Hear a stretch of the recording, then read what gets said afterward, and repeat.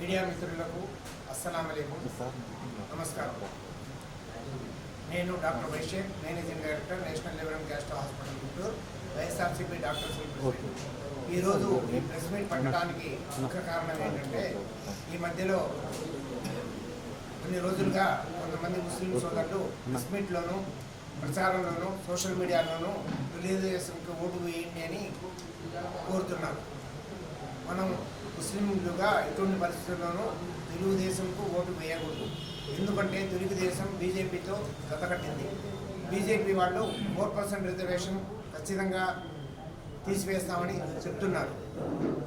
కాబట్టి మనం తెలుగుదేశం, బీజేపీ, జనసేన కూటమికి ఎటువంటి పరిస్థితుల్లోనూ ఓట్లు వేయకూడదు. ముఖ్యంగా ఈ ఎలక్షన్స్లో కాంగ్రెస్కి, సిపిఐకి ఓటు వేయమని చెప్పేసి తెలుగుదేశం వాళ్ళు అడుగుతున్నారు. వాళ్ళకు ఓటు వేయకపోయినా పర్లేదు, కాంగ్రెస్, సిపిఐ వాళ్ళకి ఓటు వేయండి అని అంటున్నారు. ఇది పెద్ద కుట్ర. ఈ కుట్రలో ఏంటంటే భాగం, దీనివల్ల వైఎస్ఆర్సీపీ ఓట్లు చీలుతాయి, దానివల్ల తెలుగుదేశం వాళ్ళు గెలవచ్చు అని చెప్పేసి ఇది మన ముస్లిం సోదరులందరూ గమనించాలి. ఇంకోటి, నేను పవన్ కళ్యాణ్ గారు మొన్న మీటింగ్లో నేను నా ప్రాణాలు అడ్డు పెడతాను ముస్లిం సహోదరుల కోసం అని అన్నారు. నేను ఒకటే కోరుతున్నాను, చంద్రబాబు నాయుడు గారికి, పురంధేశ్వరి గారికి, పవన్ కళ్యాణ్ గారికి, మన గుంటూరు ఎంపీ అభ్యర్థి బ్రహ్మసాని గారికి, మీరందరూ కూర్చొని ప్రెస్ మీట్ పెట్టి మేము ఎటువంటి పరిస్థితుల్లోనూ 4% రిజర్వేషన్ తీయడానికి ఒప్పుకోము అని చెప్పండి. నాది ఇదే మీకు సవాల్ విసురుతున్నాను. ఎక్కడికి రమ్మంటే నేను అక్కడికి వస్తాను. ఓపెన్ డిబేట్కైనా నేను రెడీగా ఉన్నాను. ఇంకొకటి, మన ముస్లిం సహోదరులు గమనించాల్సింది ఏంటంటే, ఎలక్షన్ రోజున ముస్లిం ఓట్లు 100కు 100% ఖచ్చితంగా పడాలి. ఈ పడేటట్టు మనం ఖచ్చితంగా చూడాలి. దూర ప్రాంతాల్లో ఉన్నవాళ్ళు కూడా మనం వాళ్ళకి ఫోన్లు చేసి మనం ఖచ్చితంగా వాళ్ళని పిలిపించుకోవాలి. దానికి ఎటువంటి సహాయ సహకారాలు అవసరమైనా కూడా నేను చేస్తాను.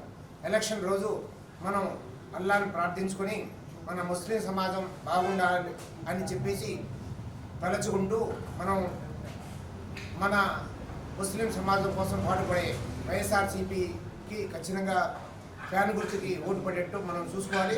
మనం అందరినీ మోటివేట్ చేయాలి.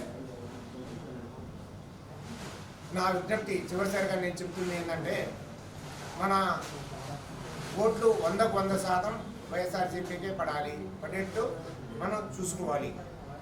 ఇది నా విజ్ఞప్తి. ఇప్పుడు ఎన్నికల సమరంలో ముఖ్య భాగంగా ఈరోజు మైనారిటీ సంఘాల సమావేశం డాక్టర్ షేక్ గారి ఆధ్వర్యంలో ఇక్కడ నిర్వహించుకుంటున్నాం. సోదరులారా, ముస్లిం సోదరులారా, ముఖ్యంగా ఓటు మహా విలువైనది. అందులో ముస్లిం సమాజం చాలా తెలివిగా ఈ ఎలక్షన్లో మసులుకోవాలి. ఈ ఎలక్షన్లో ఎవరికి ఓటు వేయాలి, ఎవరికి ముస్లిం సమాజానికి మద్దతుగా ఉంటారు, ఎవరి ముస్లిం సమాజానికి వ్యతిరేకంగా ఉంటారు అని ఆలోచించాల్సిన సమయం ఆసన్నమైనది. ఏదో ప్యాకేజ్ కోసం ఆధారపడి ఓటుని అమ్ముకోవద్దని మనవి చేస్తూ, ఈరోజు గత ప్రభుత్వంలో ముస్లింల అభివృద్ధి ఎలా ఉంది, జగన్ గారి ప్రభుత్వంలో అభివృద్ధి ఎలా ఉంది అని బేరీజు చేసుకోవాలి. బేరీజు చేసుకొని గత ప్రభుత్వంలో ముస్లింల ఒకే ఒక మంత్రి గారు, అదే జగన్ గారి ప్రభుత్వంలో ఉప ముఖ్యమంత్రి గారు ఉన్నారు. 16 మంది చట్టసభల్లో ఎమ్మెల్యేలు కానివ్వండి, ఎమ్మెల్సీలు కానివ్వండి, మండలి చైర్మన్స్, వైస్ చైర్మన్స్ ఒక మహిళకి ఇవ్వడం కానివ్వండి, ఇన్ఫర్మేషన్ కమిషన్ చైర్మన్ ఒక మహిళకి ఇవ్వటం కానివ్వండి, ఇది జగన్ గారి ప్రభుత్వం, వైసీఆర్ ప్రభుత్వం ముస్లింల యొక్క పక్షపాతి అని ఖచ్చితంగా చెప్పాల్సి వస్తుంది. సోదరులారా, మేలుకోండి. ఏదో ప్రలాభాలు వెళ్ళి తమ ఓటుని అమ్ముకోవద్దని రాబోయే 13 ఎన్నికల్లో సిద్ధంగా ఉండండి.